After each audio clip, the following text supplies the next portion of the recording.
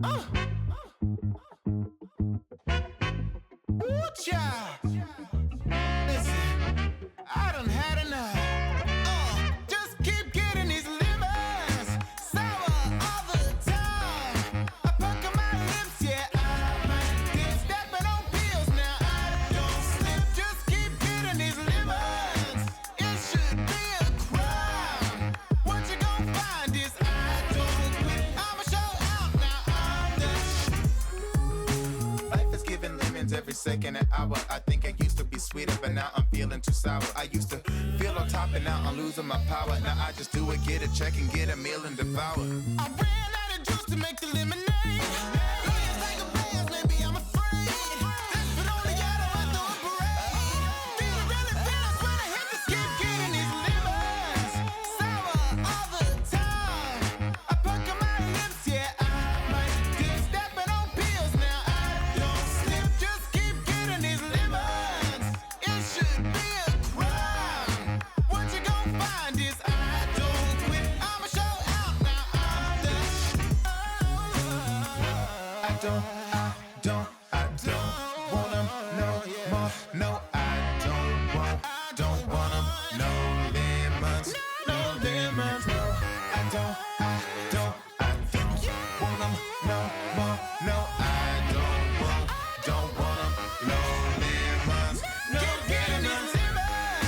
Sour all the time. I pucker my lips, yeah, I might get stepping on pills now. I don't slip, just keep getting these lemons.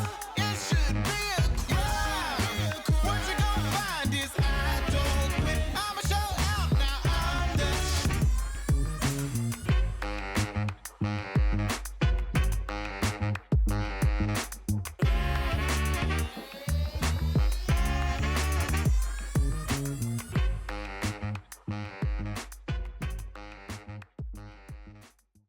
Hello and thanks for joining me. So everything that you saw in that video, plus the footage that you're seeing right now, was shot on Insta360's new ONE RS 1-inch 360 edition camera, which has dual 1-inch sensors, which give you better tonality, better low light performance, and overall just a more cinematic looking image. First of all, I want to start off by saying this video is sponsored by Insta360, but I was genuinely excited to try out this camera because I've been wanting to use 360 cameras to intercut with my gimbal shots and my other A camera footage seamlessly for a long time now. I have used 360 footage in my shoots before, but usually just as sort of a special effect. I would use them for one quick shot with a lot of motion, and I would add motion blur in post to sort of hide the 360 look. I love all the creative options that you have with 360 cameras, but what's been holding me back is just the image quality. I didn't feel like they looked quite good enough to intercut with my A camera footage. So finally, I feel like Insta360 has made a small, portable 360 cinema camera.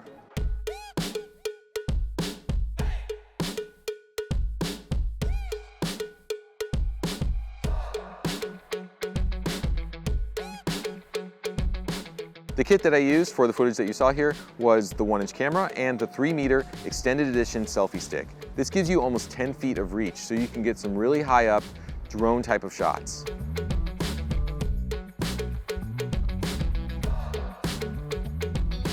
When I moved my selfie stick, I tried to move it in more of a linear motion rather than in an arc, so it looked more like a crane or a drone shot and less like a fishing pole. I shot it in 6K 24p, standard color, not vivid, not log, and I turned down my sharpness to low.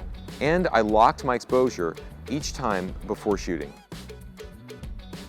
I did my usual gimbal ninja walk to get smooth footage here, just like I do when I'm holding a gimbal. This is because the gyro stabilization on these 360 cameras functions very similarly to a 3-axis gimbal, which means that it stabilizes the pan, tilt, and roll, but it still won't eliminate that up and down bobbing motion as you walk.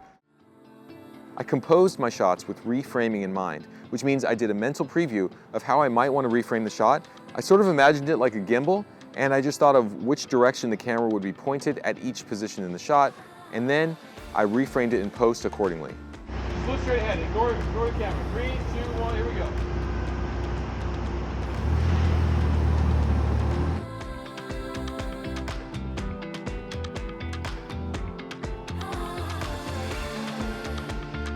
One thing to keep in mind if you're shooting with a 360 camera and you plan on reframing it in post is that you can change the pan, the tilt, or the roll all that you want, but you can't change the overall perspective. So the physical position of that camera in space still does matter. You can't change where the camera is placed in post. You can only change what direction it's looking. So you still need to position the camera really carefully to get good framing.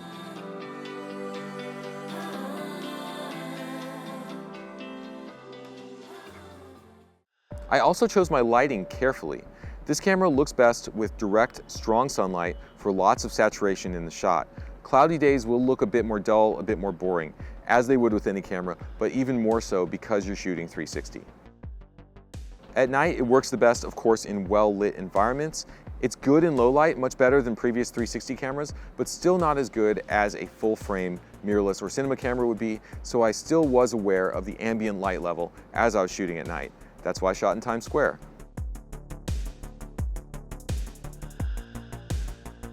In editing, I used the Insta360 Studio Desktop Edition for most shots.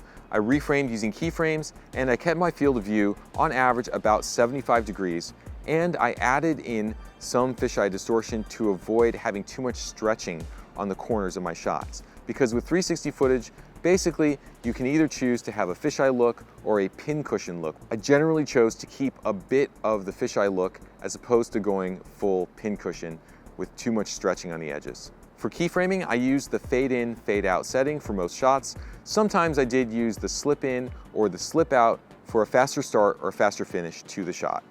I exported my reframed shots in ProRes to DaVinci Resolve, and then I added motion blur to the shots in Resolve using the RealSmart Motion Blur plugin. Final thoughts here. Overall, I think this camera is a must-buy. If you're looking for a pocketable, mobile, 360 camera that can shoot cinematic footage, there's really nothing else on the market now or probably anytime soon in this price range at this size that will look as good as this camera. So if you're on the fence about upgrading your 360 camera system, I think you should just go ahead and get this one. Once again, I'm Brandon Lee, and I'll see you next time.